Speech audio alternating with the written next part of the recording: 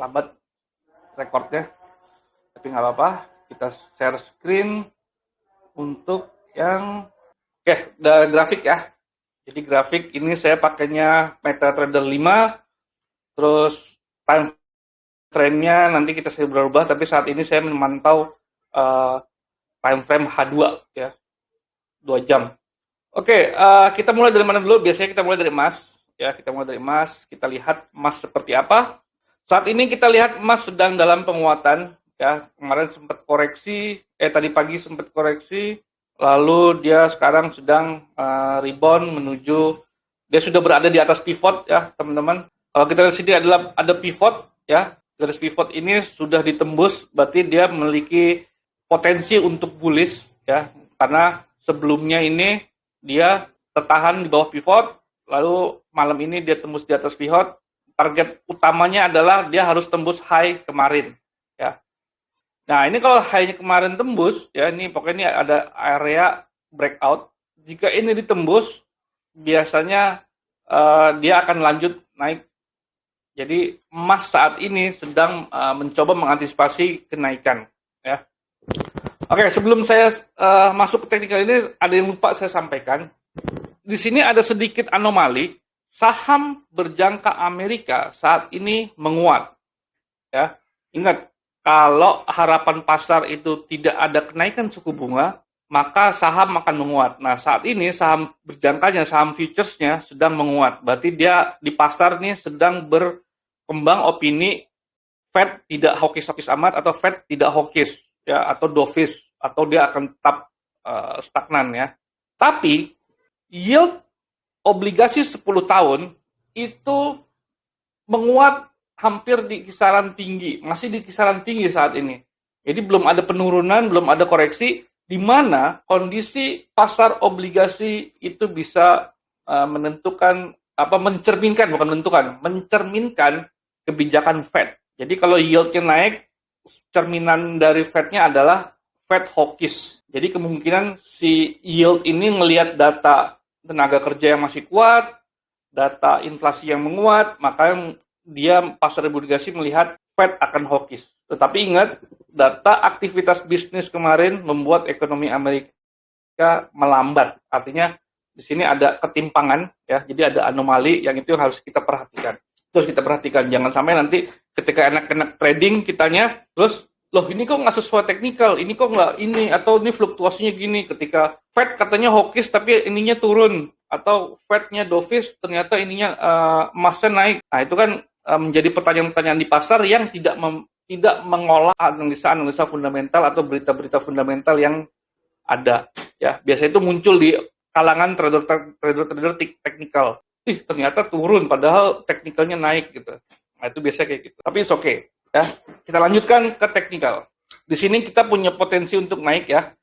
Skenarionya adalah Fed-nya dovish, dia tidak akan menaikkan suku bunga di bulan September, atau dia juga berpikiran suku bunga tahun ini tidak akan dinaikkan, itu berarti dovish. Nah, itu emas bisa melonjak, melambung tinggi ya.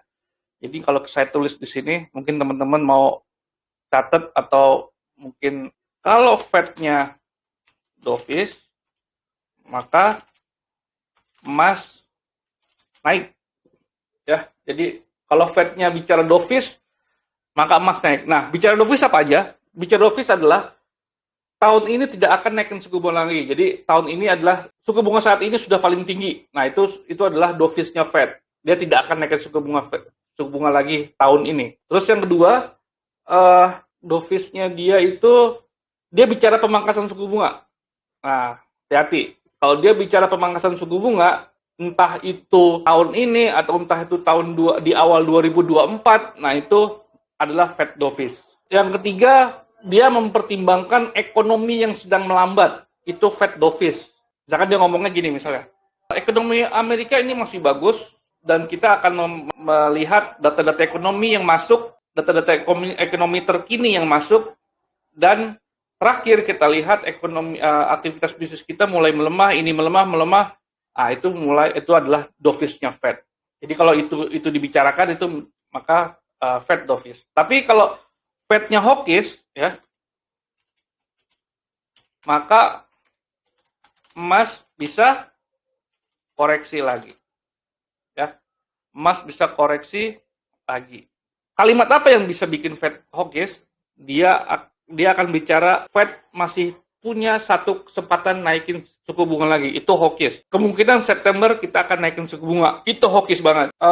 Dia tidak bicara pemangkasan suku bunga baik tahun ini maupun awal tahun 2024. Itu hawkish. Ya. Jadi itulah nanti yang akan menggerakkan pasar. Ya. Secara teknikal emas kita bisa lihat di sini akan naik ya. Kita lihat daily-nya dulu deh. Daily-nya ini positif naik sebenarnya karena dia kembali lagi ke atas MA 200. Tapi ingat, nah ini kalau udah bicara daily dan MA 200 harus diingat, pergerakan ini bisa juga disebut dengan pergerakan bukan tremor, apa ya? Aduh, lupa namanya. Saya lupa istilahnya. Tetapi ketika dia berfluktuasi di MA 200, ini bisa berkali-kali dia menembus MA 200-nya dan pada ujungnya nanti dia akan bergerak dalam satu arah dalam waktu yang lama. Jadi kalau misalkan ini nanti jatuh lagi terus dia bergerak dalam waktu yang lama ke bawah, nah itulah tren yang sesungguhnya. Tapi kalau misalkan ini langsung dia melesat ke atas, itu ya trennya berarti dia akan kembali lagi bullish. Ya, tapi kalau dia balik ke bawah, di bawah MA 200, maka dia akan trennya bearish mungkin sampai akhir tahun. Oke, secara daily kita bisa lihat ini emas bullish, H4-nya juga, tadi H2-nya juga ya, H2-nya juga sama. Oke, selain emas apa lagi? Boleh diusulkan? Tunjuk tangan boleh? 3 aja ya, 3 mata uang. Mana nih yang enak nih? Sterling. Sterling apa euro? Kemarin sterling udah kemarin.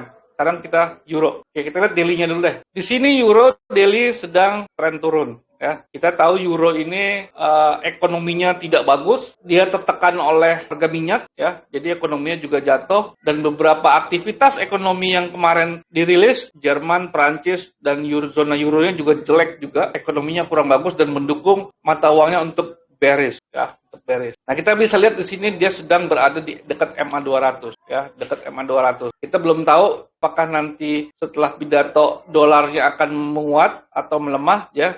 Jadi kalau dolarnya nanti melemah gara-gara Fed-nya dovish, maka dia akan balik. Tapi baliknya euro ini mungkin nggak sekuat emas, signifikan emas. Karena emas sensitif dengan suku bunga yang akan dibicarakan oleh Fed atau dibicarakan oleh Powell. Sedangkan di sini untuk euro, ini kemungkinan target tertingginya adalah di MA 100-nya. Ya, habis itu dia akan balik lagi turun mungkin bergerak sideways di sini. Karena secara domestik euro bearish, ya, euro bearish secara domestik. Tapi kalau misalkan nanti ada pergerakan dari dolar ya mungkin akan ada fluktuasi di euronya. Nah, untuk H4 ya kita bisa lihat di sini euro sedang mau pick up. Pick up tuh mau naik ya, sedang mau naik, tapi kita lihat bahwa kenaikannya selalu dihajar ke bawah lagi ya. Kita belum tahu nanti sejauh apa dia akan naik. Tapi kalau kita lihat, kita ukur menggunakan Fibonacci ya. Kalau kita mau lihat retracement, kita harus pakai Fibonacci retracement ya. Jadi ini saya anggap ini satu struktur pasarnya di sini. Jadi kalau di sini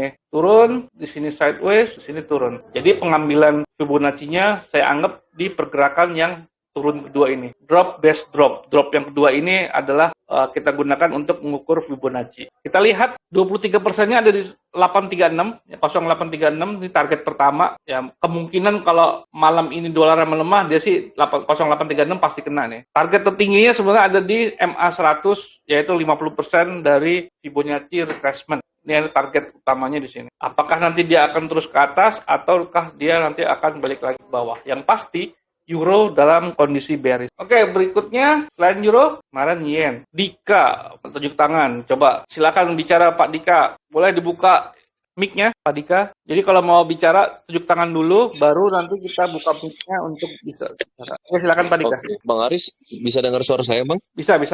Masuk suara. Saya juga sering menggunakan moving average yang pasti dari 20, 30, 60, 90, 200, 300 gitu. Dan itu mungkin memang sangat membantu. Nah, ketika market ini berjalan bearish maupun trennya bullish, di sini kan ada, saya lihat dia sepertinya berirama naik dulu, misalnya lagi tren lagi bullish, dia berirama kena di MA 30, kemudian koreksi lagi, setelah itu dia naik lagi, dia ke 90, dia koreksi lagi. Yang saya amati seperti itu. Apakah mungkin memang ada konsep tersendiri setelah dia mengenai MA di mana, dia akan ke MA berapa, iramanya sudah bisa kita baca gitu. gimana cara bacanya gitu ya Bang Aris ya. Terima kasih. Ya, terima kasih Pak Dika. Jadi saya coba untuk sederhanakan ya. Sebenarnya penggunaan MA moving average ini ya, MA itu level-levelnya berapa aja yang optimal sehingga ketika dia menguji level MA tertentu maka kita bisa tahu arahnya kemana. Apakah dia akan menembus naik ke MA yang di atasnya atau dia berbalik ke MA di bawahnya. Nah, oke, saya jawab seperti ini Pak Dika. Penggunaan moving average itu hanya sebagai alat bantu dan bukan penentu tren harga di pasar. Ya, jadi kita melihat itu sebagai alat bantunya saja. Alat konfirmasi, alat bantu supaya kita nggak gelap-gelap amat nih ngelihat pergerakan pasar gitu ya. Jadi kalau misalkan kita jalan di jalan tol, jalan lurus tanpa ada marka-marka atau tidak ada sinar, ada apa, itu terasa hambar dan kita tidak tahu nih, terasa kosong aja gitu. Tetapi kalau di jalan tol itu ada sinar, terus ada sedikit pengumuman kecepatan maksimal sekian, minimal sekian. Setidaknya di jalan itu kita bisa mendapatkan rambu-rambu, oh ya nih supaya kita selamat, kita jalannya harus menyesuaikan aturan ya, atau ada garis-garis kuning kanan kiri segala macam. Nah, itulah fungsi dari moving average. Jadi dia sebagai alat bantu saja dan bukan penentu pergerakan harga. Seperti misalkan tadi Pak Dika bilang dia Pak Dika pakainya 30, 60, 90 dan etc. lah. Maksudnya parameter itu bisa berapa aja ya. Mungkin ada juga yang pakai M5, moving average 5, 20, terus 40, 50. Itu bebas-bebas saja. Tapi yang harus saya tekankan di sini, dia hanya sebagai rambu-rambu. Misalkan gini, kita bisa lihat di sini ada pengujian MA50. Ini saya pakainya 50 ya. Jadi yang gold ini 50, ini 100, ini 200. Jadi saya hanya 3 ini karena memang dari HQ-nya, dari headquarter, kita seragamkan pakai MA yang sama. Nah, di sini kita bisa melihat bahwa ada pengujian moving average 50 setelah jatuh ke bawah sini, terus dia balik ke atas. Nah, mungkin kalau kita pakai MA30, mungkin juga dia sedang mengujinya di sini, ya, tembus-tembus dikit terus akhirnya balik. Sehingga moving average itu bukan penentu kalau dia diuji udah pasti naik atau diuji udah pasti turun gitu. Tentu saja kita butuh konfirmasi berikutnya. Jadi konfirmasi berikutnya adalah gini, ketika ini kita putuskan bahwa dia tidak akan tembus MA50 ya, maka konfirmasi yang harus kita dapat apa ya? Konfirmasi yang harus kita dapat apa? Ini saya bersalin lagi deh biar nanti saya gambarnya enak ya, gambarnya enak. Shape ya. Di sini ada sideways ya. Jadi ketika sideways mengenai resisten atau support dan biasanya juga seperti itu. Jadi ketika dia kena support biasanya itu sideways dulu, baru ntar mau breakout atas atau breakout bawah, gitu kan?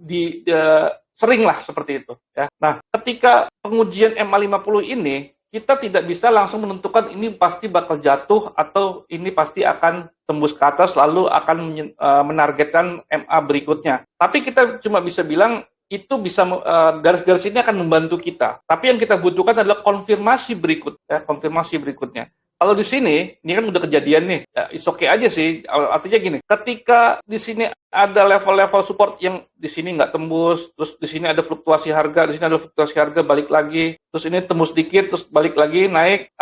Di sini ada breakout yang kencang. Nah, inilah penentu di mana kita menentukan bahwa MA50-nya itu berhasil menahan kenaikan euro seperti itu ya. Kita menyimpulkan seperti itu. Jadi bukanlah mengatakan moving average itu sebagai penentu pergerakan harga berikutnya. Tapi kita butuh alat bantu moving average ini untuk mengetahui konfirmasi apa yang kita butuhkan berikut. Gitu ya Pak Dika. Jadi nggak ada angka moving average yang sakti, mau pakai 20 kayak, mau pakai 50, mau pakai 100, mau apa, tidak ada yang sakti. Ya. Tapi secara kalau sering dipakai sama umum, sering dipakai secara global, ya sebenarnya saham aja pakainya MA200 di time frame daily. Jadi itu secara umumnya ya. Terus ada juga orang pakainya MA50, 100, itu bisa-bisa aja sih, bebas-bebas aja. Jadi gitu Pak Dika. Baik. Terima kasih. Ya, sama-sama Pak Dika. Ya buat teman-teman yang lain, indikator adalah alat bantu kita, rambu-rambu kita saja. bukan penentu pergerakan harga. Kalau di minggu lalu saya pernah katakan bahwa pergerak harga pertama adalah fundamental, ya, fundamental. Lalu pasar melakukan respon terhadap fundamental yang masuk, ya. Jadi pasar nih berjual beli, mungkin ada yang beli banyak, ada yang jual banyak. Pada akhirnya harga yang bergerak itu dicerminkan, ya, digambar di dalam teknikal. Jadi urutannya seperti itu. Ya, pasar, apapun yang dilakukan pasar tercermin di teknikal. Sehingga teknikal juga menjadi penting, mungkin bisa juga dibilang lebih penting dari fundamental. Oke-oke aja, nggak apa-apa. Ya, karena memang semua yang dilakukan di pasar itu tercermin di dalam teknikal ini, ya. Tapi kalau teknikalnya kita baca bullish atau bearish, ternyata fundamental berubah nih. Ya, fundamental kan ada banyak lah. Kayak ntar malam jam 9 nih, termasuk fundamental namanya.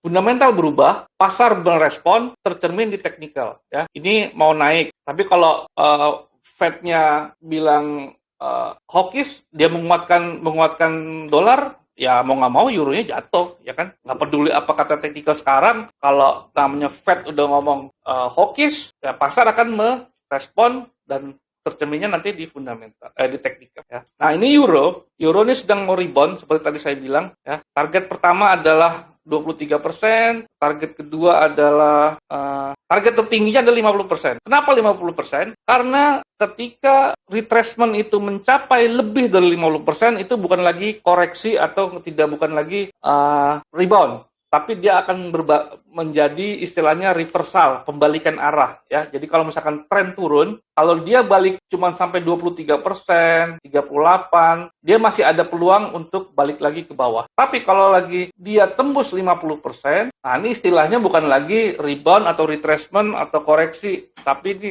udah berbalik arah, ya. Jadi kalau misalkan kita ibaratkan kita lagi jalan misalkan jalan dari Jakarta mau ke Purwakarta, ya, makan sate Marangi misalnya. Ternyata di tengah jalan sampai di Kerawang, dompet kita ketinggalan. Nah, berarti kan kita harus balik ke rumah untuk ngambil dompet, ya kan? Nah, kalau balik ke rumah itu berarti udah balik arah, udah bukan reversal. Tapi kalau cuma baliknya sampai Bekasi, mungkin minjem duit dulu sama temen, gue mau ke Purwakarta nih, gue minjem duit dulu. Nah, balik ke Bekasi, terus berangkat lagi ke Purwakarta, itu namanya retracement. Jadi baliknya cuma setengah, terus balik lagi ke Purwakarta, ya. Jadi analoginya seperti itu. Yang naik juga sama, kalau dia turunnya cuma nggak sampai 50%, ya dia bisa potensi untuk balik lagi ke tren sebelum. Jadi udah berapa pair ya? Baru 2 ya. Kayak euro sudah. Kayak ada lagi yang mau bertanya? Silakan, kalau nggak ada, 2 aja kali ya. Oke, di sini saya pakai moving average. RSI itu hanya sebagai alat bantu, ya. Biasanya kalau teman-teman lihat analisa saya, kalau moving average itu biasanya kalau dia tembus ke atas 50% ini udah mau mulai bullish, ya. Tapi kalau dia balik lagi ke bawah 50% itu mulai bearish. Itu aja sih. Paling mudah pembacanya RSI. Mungkin minggu depan kita akan bahas ini ya, indikator ataupun price action, ya, bukan fundamental. Oke, kalau ada pertanyaan lagi, kalau nggak kita tutup biar kita kembali lagi trading. Oke, kalau nggak ada pertanyaan, saya selesaikan share screen-nya, stop sharing. Oke, terima kasih kehadiran teman-teman yang sudah. Pak Dika mau bicara lagi? Boleh, Pak? Sebelum saya tutup. Bang Aris, mungkin ini nanti malam kan jam 9 tuh ada ini ya, apa namanya, news ya. Okay. Ya, pidato Ketua Fed. Itu untuk menentukan mungkin ada pengaruh juga. Pengaruhnya, impact-nya besar buat pasar. Oh, iya. Bisa nggak kalau misalnya tradingnya bareng-bareng gitu kan? Biar live trading gitu? Iya, setiap ada fundamental yang mungkin impact besar, mungkin menurut saya kawan-kawan juga mungkin sepakat ya. Kalau misalnya setiap ada impact yang high impact seperti itu bisa dibuka lah, mungkin Bang Aris sambil nuntun kita, sambil sebelum itu mungkin kita dikasih wejangan-wejangan bagaimana trading yang baik sampai dengan high impact itu terjadi, fundamental newsnya itu gitu, Bang.